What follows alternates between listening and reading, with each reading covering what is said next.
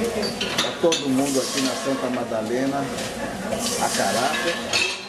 Nosso amigo Wagner aí mandando ver no suco de laranja. Isso aí. Palpite pra hoje? Hoje é 2x1 Brasil. 2 gols do Fabuloso, hein? Não, 5 do Júlio Batista hoje. E a Janaína de costas. Mandando ver aí no sanduíche, Janaína. O que você tá fazendo aí, no misto quente?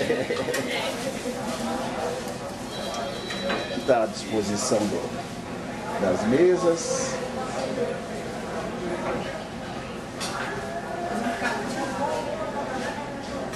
Onde nós vamos ficar?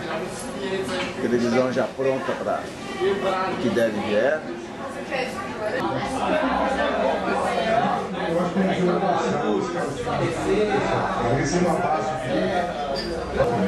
São do grupo para chegar à próxima fase, o Japão fez até a rede rebolar sem parar.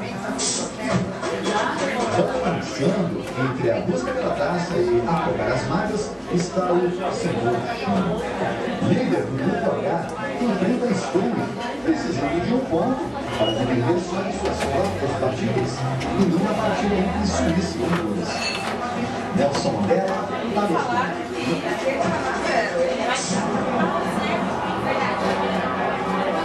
E nunca foi tanto. Segunda Serendina. Adorine seus amiguinhos da Argentina. Brilhantíssimos do grupo. Ele Maravilha, hein? a galera enfrentar o México nos oitavos. O ônibus do samba de Abre Alas.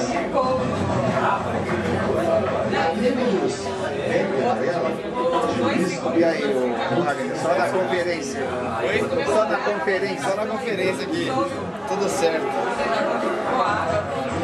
Isso aí. Lançamento pela direita, para o Marco. Martinelli dominou, deixou a bola escapar.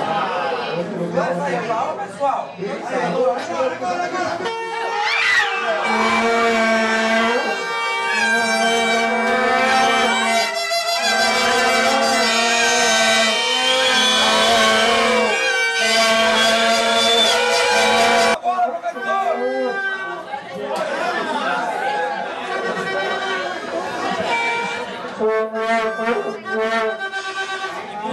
Argentino, sai daqui, argentino.